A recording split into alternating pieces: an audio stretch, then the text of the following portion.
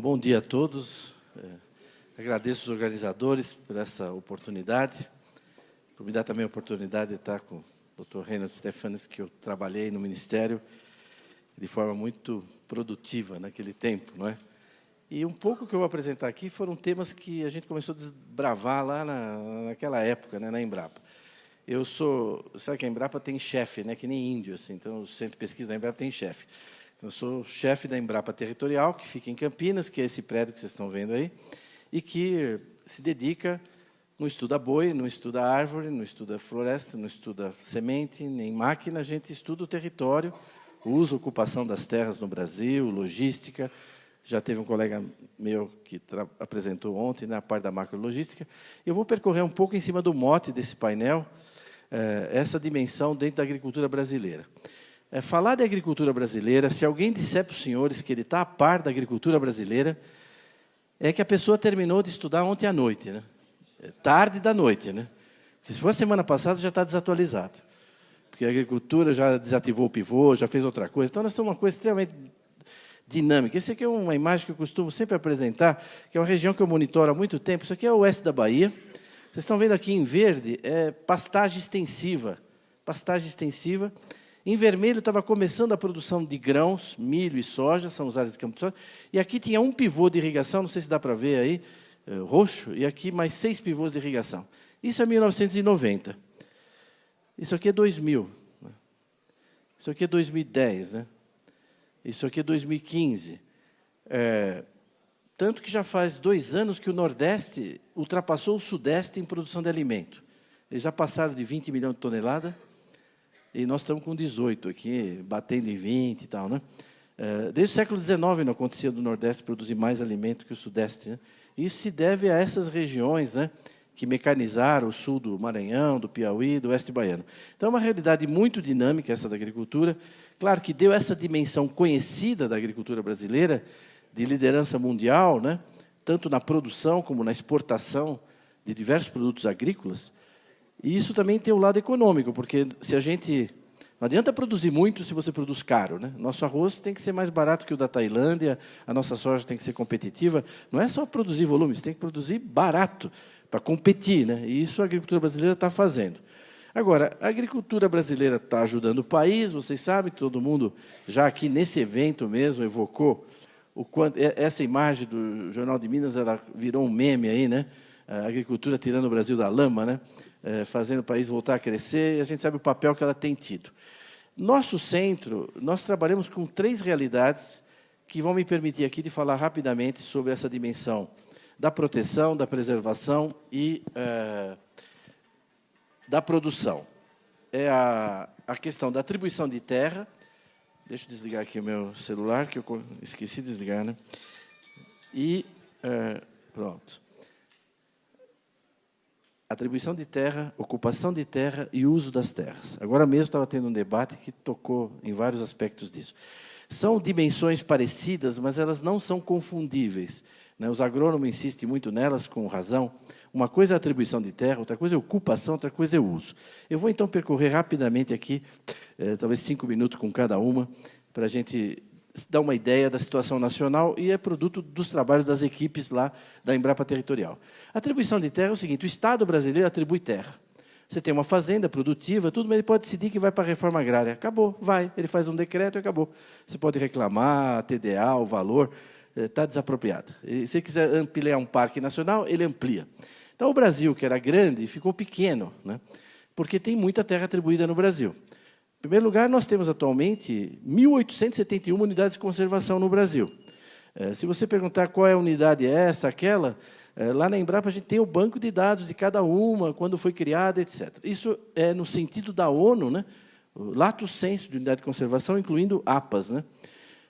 Áreas indígenas, terras indígenas, tem exatamente 600 redondinhas agora, 14% do Brasil, a mesma coisa. Você perguntar lá na Embrapa o que é essa área indígena aqui, nós vamos dizer qual é a etnia, se está homologada, se não está. Então, a gente mantém esse banco de dados. Quando você junta a área de unidade de conservação com índio, dá o que a ONU chama de áreas protegidas.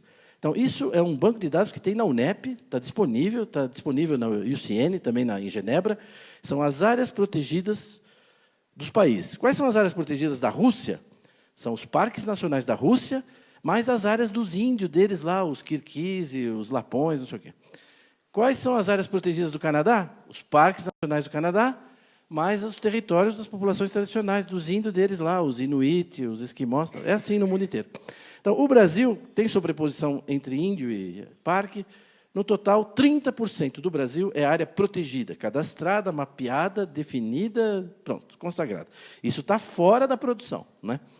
O Brasil já começa a ficar do tamanho da Argentina quando você tira isso. É muito, é pouco? Não sei. Só tem no mundo 10 países que têm mais de 2 milhões de quilômetros. Não tem muito país grande no mundo. O Brasil é um deles, mas só tem 10 com mais de 2 milhões de quilômetros. Então, quanto que esses países protegem? Eu baixei os dados lá desses países. Eles protegem 10% do seu território. Nós protegemos 30%. Eu não sei se é muito, se é pouco, 30%, mas é o campeão em termos absolutos e em termos relativos.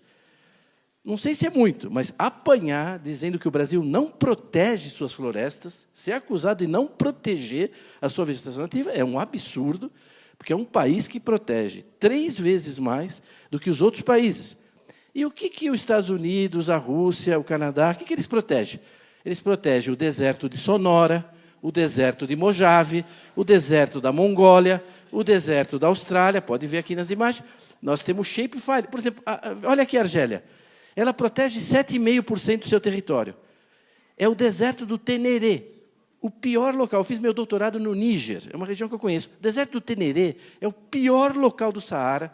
Você, para ir lá, você tem que ter 5, 6 Land Rover, senão não é autorizado a entrar lá. Essa é a área protegida da Argélia. Então, tá bom você falar, a Argélia protege?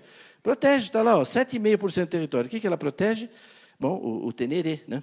Então, o Brasil protege áreas que têm potencial. Uma vez eu estava lá no Vale da Morte, eu perguntei para o americano lá, e aqui tem problema de invasão de parque? Porque no Brasil tem, porque tem madeira, tem minério, tem garimpo.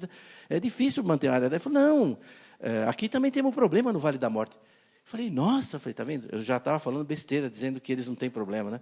Vocês têm problema de invasão? Ele falou, tem. Eu falei, quem que invade aqui? Não, os motocross, vêm fazer cross aqui sem autorização. Eu falei, tá bom. Eu falei, para nós lá no Brasil, já estou trocando. A área protegida do Brasil equivale a 15 países da União Europeia. Esse é o tamanho da área protegida do Brasil, e é um mapa que a gente tem que mostrar para os europeus, né? Não é? Que normalmente eles planejam o que não executam e depois avaliam o que não fizeram, né? É o que eles fazem com o Brasil o tempo todo, né? As ONGs, um monte de gente. A União Europeia, né? O ministro Reynolds sabe quanto a gente enfrentou essa pedreira. Então, isso é o que a gente protege no Brasil, certo? Essa é a área protegida do Brasil. Por que a gente protege tanto? Por um monte de razões, mas também por razões como essa. Esse movimento, que talvez tem gente aqui que conhece, se não, vale a pena entrar na internet e procurar Farm Here, Forest There. Esse aqui é um documento de 80 páginas.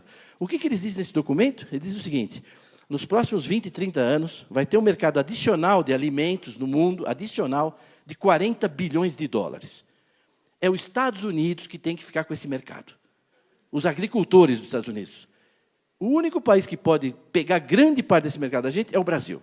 Então, ao invés de dar subsídio para nós, está escrito aqui, ó, ao invés de me dar subsídio, dê dinheiro para as ONG no Brasil impedir a expansão da agricultura brasileira. Isso está dito lá, né? Então, bom,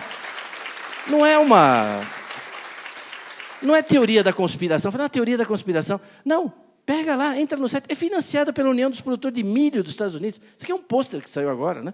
Want to protect farm and ranch here? Protect forest there. Né? Agora, eu acho que o americano está certo, sabe? Vocês bateram palma para elogiar eles, né? Eles estão protegendo a agricultura deles. Eles estão no papel deles. Agora, tem gente aqui que está trabalhando também para isso, né? Aí já é um problema mais delicado, né? Enfim. Além disso, o Estado atribui terra para a reforma agrária. Nós temos hoje no Brasil quase 9.500 assentamentos que detêm uma área de 88 milhões e meio de hectares. Quer dizer, é 1,5 vezes a área da produção de grãos do Brasil. Esses 240 milhões de toneladas, a gente produz numa área que é muito menor que essa. 10% do Brasil está na mão do INCRA e institutos correlatos em alguns estados, né? Quer dizer, é um Terrabras, né? Tem Eletrobras, tem a Avibras, tem o Terrabras, o INCRA, o maior latifúndio do país, né? 10% do país. Se você tirar aqueles 30% que não pode usar, na realidade o INCRA tem quase 20% do Brasil, está na mão do INCRA. Será que falta terra para a reforma agrária? Pode ser que falte ainda em algum lugar, mas nós já demos bastante terra, hein? Vocês não acham? 20% do Brasil.